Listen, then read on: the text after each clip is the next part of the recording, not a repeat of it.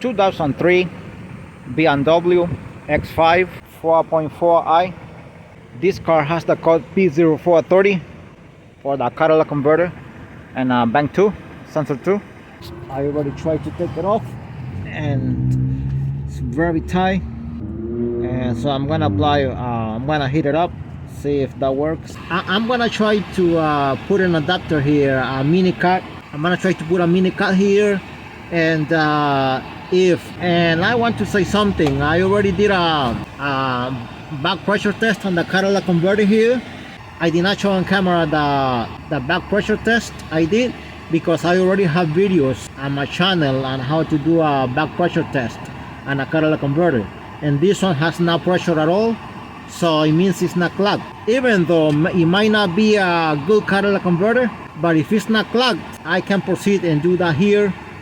So I'm gonna replace the sensor and I'm gonna install a mini cut here, and we're not gonna replace it.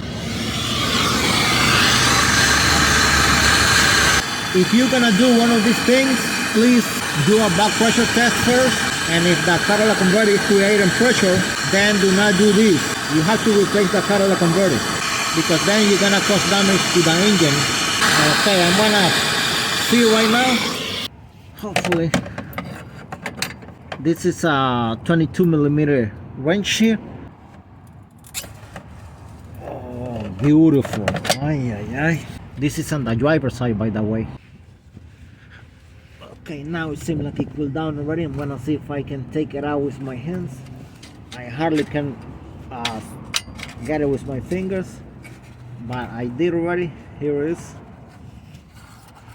Okay, and here is the mini cut here. This is the one I'm gonna be installing. Also I have this one, but this one does not fit. This one hardly can fit there because the space is very limited. You can take this off here, and this is the mini cut over here.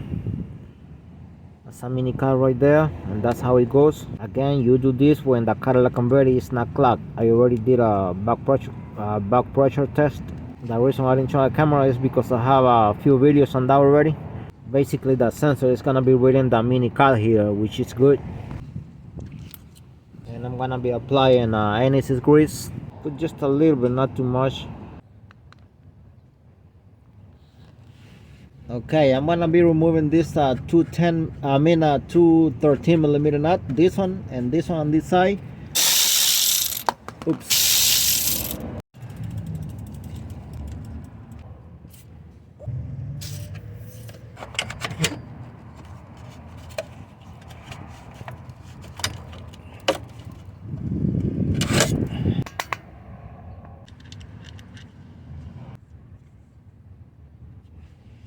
Okay, I leave the nut right there, letting me know that that's how deep I'm gonna that's how deep the thread is gonna go.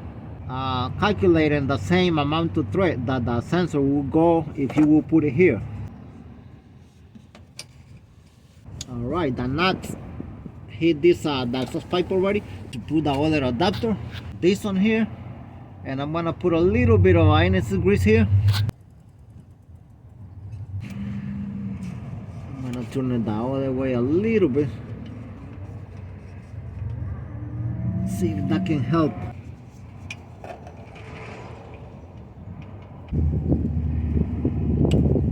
Alright, like this. And I'm not tightening anything at this point till I put the sensor. Okay, the new sensor here. This is Denso, by the way. See if now, as I said, I have this loose here because I need to move it to the angle that is better for me. Every time you twist, you turn this sensor, you gotta twist the wires. Otherwise, you're gonna damage the wires. So be careful with that. Okay, and that's it. I can't tighten it anymore.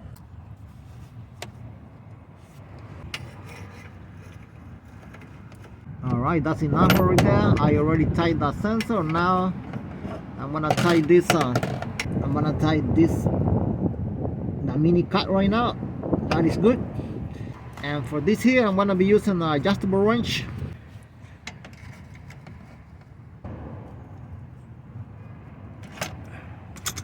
Alright, that is good right there. It's very tight. Okay, now I'm gonna put this bracket here for the exhaust pipe. I throw penetrating oil here, and I'm gonna push it that way as much as I can.